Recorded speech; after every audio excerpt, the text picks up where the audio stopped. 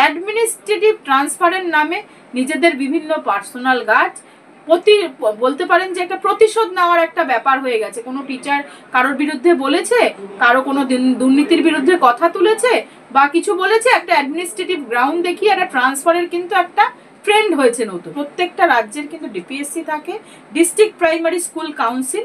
সেই কাউন্সিলের পাওয়ার কিন্তু এই বদলি করা অ্যাডমিনিস্ট্রেটিভ গ্রাউন্ডে যখন এই ট্রান্সফারগুলো হয়, স্বাভাবিকভাবেই রাজ্যের বিভিন্ন ডিস্ট্রিক্টে বিভিন্ন ডিপিএসসি কিন্তু নেই। এই ডিপিএসসি করতে গেলে তো ইলেকশন প্রয়োজন, ইলেকশন হবে, তারপরে তার গণতন্ত্র বজায় থাকবে। কিন্তু এই সরকার কখনোই চায় না যে গণতন্ত্র বজায় থাকুক। সেই কারণেই নিজেদের ইচ্ছা মতন একজনকে বসিয়ে দিয়ে এই ডিপিএসসির নাম করে একজন চেয়ারম্যান বা সেক্রেটারিকে কিন্তু তাদের ইচ্ছা মতন কাজ করা। ডিপিএসসির যে অ্যাডভোকেট ছিলেন তিনি কিন্তু একটা এফিডেভিট দেয় এবং তিনিই কিন্তু এটা ডিসক্লোজ করে 2011 সালে এই লাস্ট নোটিফিকেশন হয়েছিল ডিপিএসসির।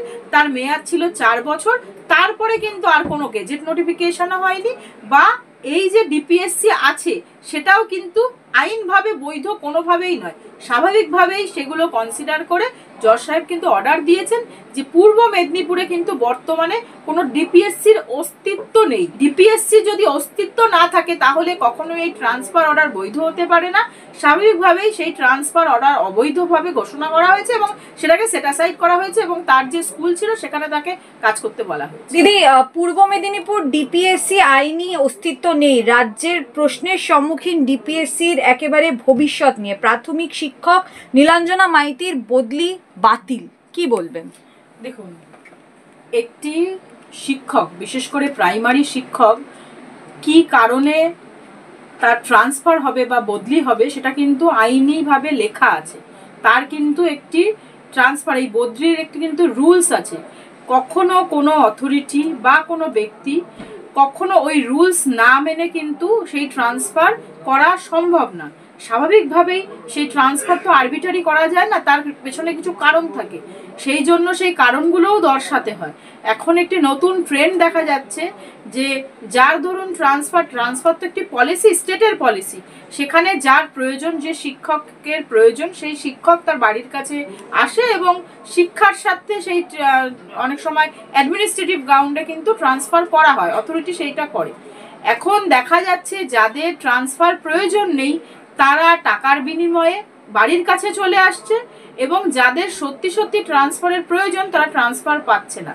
এটা যেমন একটা দিক, আবার অন্যদিকে অ্যাডমিনিস্ট্রেটিভ ট্রান্সফারের নামে নিজেদের বিভিন্ন পার্সোনাল গাছ বলতে পারেন যে একটা প্রতিশোধ নেওয়ার একটা ব্যাপার হয়ে গেছে। কোনো টিচার কারোর বিরুদ্ধে বলেছে, কারো কোনো দুর্নীতির বিরুদ্ধে কথা তুলেছে বা কিছু বলেছে, একটা অ্যাডমিনিস্ট্রেটিভ গ্রাউন্ড দেখিয়ে একটা ট্রান্সফারের কিন্তু একটা ট্রেন্ড হয়েছে নতুন।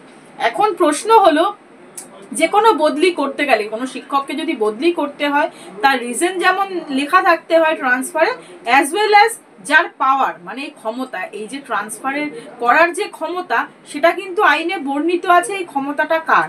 সেই ক্ষমতাটা কিন্তু দেওয়া আছে রাজ্যের বিভিন্ন ডিপিএসসি গুলোকে, মানে প্রত্যেকটা রাজ্যের কিন্তু ডিপিএসসি থাকে, ডিস্ট্রিক্ট প্রাইমারি স্কুল কাউন্সিল। সেই কাউন্সিলের পাওয়ার কিন্তু এই বদলি করা অ্যাডমিনিস্ট্রেটিভ গ্রাউন্ডে যখন এই ট্রান্সফারগুলো হয়, স্বাভাবিকভাবেই রাজ্যের বিভিন্ন ডিস্ট্রিক্টে বিভিন্ন ডিপিএসসি কিন্তু নেই। ডিপিএসসির কিভাবে ফরমেশন হবে, কিভাবে ডিপিএসসি থাকবে, তার আইনি বৈধতা কিভাবে হবে, কারণ এটি একটি বডি, এটা কিন্তু একজন ব্যক্তি হয় না, সেখানে মেম্বার্স থাকে একাধিক এবং মেম্বারদের মধ্যেও যে এমএলএ থাকে এবং বিভিন্ন বলতে পারেন শিক্ষক প্রতিনিধি থাকে, বিভিন্ন সেটা বলা আছে আইনে যে কজন কজন সেই প্রতিনিধি থাকবে, কিভাবে এই বডিটা ফরমেশন হবে, তার মেম্বার কারা হবে, এটা কিন্তু স্পষ্টত বলা আছে।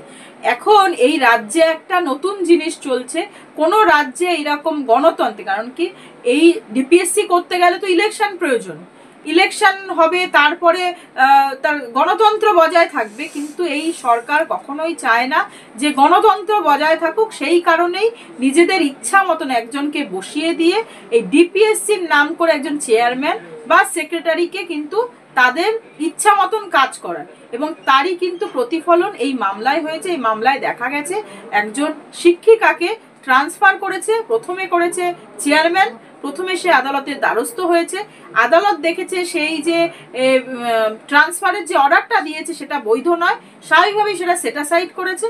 পরবর্তীতে দেখা গেল চেয়ারম্যানকে বাদ দিয়ে সেক্রেটারি আবার আর একটা ট্রান্সফার অর্ডার, সেই মামলা পেন্ডিং থাকা অবস্থাতেই কিন্তু আর একটা ট্রান্সফার অর্ডার ইস্যু করে দিল। সেইটাতে যখন হিয়ারিং হয় সেখানে কিন্তু যে ডিপিএসসির যে অ্যাডভোকেট ছিলেন তিনি কিন্তু একটা এফিডেভিট দেয় এবং তিনিই কিন্তু এটা ডিসক্লোজ করে 2011 সালে এই লাস্ট নোটিফিকেশন হয়েছিল ডিপিএসসির, তার মেয়াদ ছিল 4 বছর। তারপরে কিন্তু আর কোনো গেজেট নোটিফিকেশনও হয়নি, বা এই যে ডিপিএসসি আছে সেটাও কিন্তু আইনভাবে বৈধ কোনোভাবেই নয়। স্বাভাবিকভাবেই সেগুলো কনসিডার করে জজ সাহেব কিন্তু অর্ডার দিয়েছেন যে পূর্ব মেদিনীপুরে কিন্তু বর্তমানে কোনো ডিপিএসসির অস্তিত্ব নেই। এটা কিন্তু একদম লেখা আছে in absence of any DPSC, মানে হচ্ছে যে ওই ডিপিএসসি যদি অস্তিত্ব না থাকে তাহলে কখনো এই ট্রান্সফার অর্ডার বৈধ হতে পারে না। স্বাভাবিকভাবেই সেই ট্রান্সফার অর্ডার অবৈধভাবে ঘোষণা করা হয়েছে এবং সেটাকে সেটাসাইড করা হয়েছে এবং তার যে স্কুল ছিল সেখানে তাকে কাজ করতে বলা হয়েছে। সেই জায়গায় দাঁড়িয়ে সামনেই তো গ্রুপ সিডির যে ফর্ম ফিল আপ সেটা শুরু হয়েছে এবং সেটির পরীক্ষা হবে। এদিকে মুখ্যমন্ত্রী বলছে যে যাদের চাকরি গেছে টেন্টেড একেবারে দাগি তাদেরকে গ্রুপ সি চাকরি করিয়ে দেবে, এই বিষয়টি আপনি কিভাবে দেখুন? এটা খুব কমন বিষয় হয়ে গেছে এখন। একটা কথা আছে, যে ধরুন চুরি ধরবে সেই যদি চোরদের সঙ্গে দলে ভিড়ে যায় তাহলে যা হবে তারই পরিণতি এখন বর্তমানে পুরো রাজ্য জুড়ে দেখা যাচ্ছে। যারা ধরুন একটি স্টেট গভর্নমেন্ট যার কিন্তু দায়িত্ব আছে, জনগণ মনে করেছে যে আমি এই জনপ্রতিনিধিকে নির্বাচন করছি, আমার যে অধিকার আছে, আমার যা যা প্রয়োজন সেগুলো মেট আপ করবে এবং রাজ্যের এবং আমাদের ভালোর জন্য কাজ করবে। কিন্তু দেখা যাচ্ছে বর্তমানে যে রাজ্য সরকার রয়েছে তারা কিন্তু জনগণের স্বার্থে না, তারা নিজেদের স্বার্থে, নিজেদের পরিবারের স্বার্থে এবং নিজেদের আশেপাশের লোকেদের স্বার্থে কিন্তু কাজ করছে এবং তার ফলেই দেখা যাচ্ছে যারা দুর্নীতির পদ পেয়ে চাকরি পেয়েছে তাদের বিরুদ্ধে ব্যবস্থা নেওয়া তো দূরের কথা, বরঞ্চ তাদেরকে কিভাবে পাইয়ে দেওয়া যায় সেই প্রসেসে কিন্তু বেশি বিশ্বাস যোগ্যতা সেখানে রাখছে, সেখানে বেশি বিশ্বাস করছেন এবং খুব স্বাভাবিকভাবেই যে এর ফলে শিক্ষা ব্যবস্থাটা কিন্তু ভেঙে যাচ্ছে। কারণ যে কোনো শিক্ষা ব্যবস্থার একদম মেন কারিগর কিন্তু শিক্ষক, কারণ ভবিষ্যৎ প্রজন্ম তৈরি হবে শিক্ষকদের হাতে এবং গ্রুপ সি এবং গ্রুপ ডি তারা কিন্তু শিক্ষা প্রতিষ্ঠানেই কাজ করবে, অথচ শিক্ষার কাজের সঙ্গেই যুক্ত থাকবে। এই শিক্ষার কাজের সঙ্গে যারা যুক্ত থাকবে তারা যদি দুর্নীতির পদ পেয়ে চাকরি পায় এবং তাদের যদি সেই যোগ্যতা মান না থাকে, খুব স্বাভাবিকভাবেই এই শিক্ষার মান নিম্নমুখী হবে এবং সেটাই কিন্তু চাইছে। কারণ যদি কেউ প্রপার শিক্ষা পায় এবং সে কিন্তু প্রশ্ন করতে শিখবে। এখন রাজ্য সরকারের মোটিভ হচ্ছে কেউ কোনো প্রশ্ন করবে না, কেউ কিছু বলবে না, আমি যা করছি সেটা করতে দিন এবং তোমায় আমি 500 টাকা 1000 টাকা বিভিন্ন সময় বিভিন্ন ভাতা দিচ্ছি, সেটা নিয়ে চুপ থাকুন।